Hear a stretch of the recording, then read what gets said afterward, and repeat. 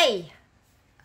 Para po doon sa mga hindi nakakakilala sa aming dating governor ng Cavite, si Governor John Vic Remulla at ngayon ay DILG Secretary. Siya po ay aming kilalang kilala. No? Favorite naming governor yan, sa totoo lang. Dahil yan, nakakausap ng mga ordinaryong tao, nalalapaitan, at masasabi ko na isa siyang mabuting politiko. Hindi katulad ng mga sinasabi ng mga pakialamerong senador na sasabihin na wala daw ano daw ang karapatan ng isang pulpul na politiko. Sino ang pulpul? Mas pulpul ka kaya? No? Kami ang higit na nakakakilala kay Secretary John Vic Remulla ng DILG. Kung kaya't kami ang mag-e-explain kung anong klaseng tao siya. Ang isang mabuting politiko at ang isang mabuting tao ay mahirap nang baguhin ang pag-uugali. Dahil baka pag nagbago yan, lalo lang kayong mabuwisit at maasar. No? Sa totoo lang, si Governor John Vic or si DILG Secretary John Vic Remulla, ngayon, ay isang napakabuting tao niyan.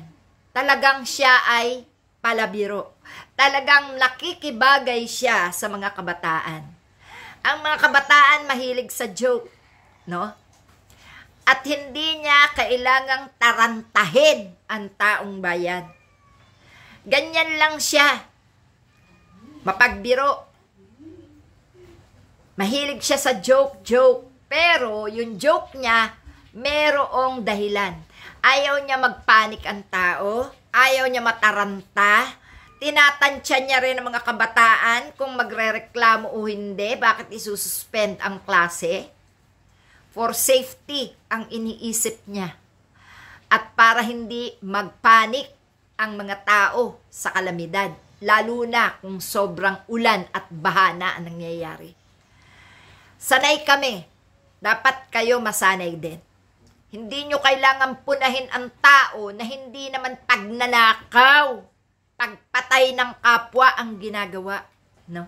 Kung mga ganyang bagay lang na nag-joke ang isang tao, kung ganyang bagay lang na ang style niya ay palabiro, hindi nyo dapat yan na pinag-iisipan ng kung ano, masyado naman kayong sensitive, masahol pa nga kayo eh. Sasabihin nyo, pulpul na politiko. Alam naman namin kung sino pinariringgan nyo eh. Kasi siya lang naman yung pinayagan ni President Bongbong Marcos na mag-announce na walang klase kapag ganitong may kalamidad. Sino pang pariringgan nyo? Hindi ba't kayo ang pulpul? Hindi ba't kayo yung mga ipinilit lang ang sarili na maging senador kahit na hindi allowed? Tigil na po. Tigilan nyo na mga pagpunan nyo sa kapwa nyo kasamahang politiko dahil pare-pareho lang kayo at masahol pa kayo. Ipagtatanggol ko yan. Talagang sasabihin ko sa inyo kung anong klaseng ugali meron si Governor John Vic ng Cavite. No? Ex-governor at ngayon ay DILG Secretary. Ipagtatanggol ko siya sa mga hindi nakakaalam ng tunay niyang pagkatao at ugali. No? Kasi po, ganyan na po talaga si DILG Secretary John Vic. Palabiro. Pero yung biro niya, may dahilan. Para hindi lang kayo mataranta. At para matansya nyo kung may magagalit o wala, kapag kanyang isinuspend ang klase, tinatansya niya bago niya gawin ang mararamdaman ng mamamayang Pilipino. Buti nga ganyan eh. 'Di ba? Matatawa ka na lang eh, no? Kasi close si DILG Secretary sa mga kabataan. Nasanay din ang mga Kabiteño sa kanya. Kaya kaming mga Kabiteño, walang masama sa amin dyan. Sanay na kami. Sanayan lang yan. Pero, pag hiniling mo ang pabor para sa'yo, hindi ka mapapahiya. Makakalapit ka dyan ng personal. Hindi ka niyan pahihindian. Buti nga, yan nga ang numero unong kontra kay Duterte noong 2016 eh. Ha? Kaya lang, syempre, kailangang makisama kasi politika. Pero ang totoo, no? Kakampi natin yan sa tama. Kakampi natin yan sa kabutihan, no?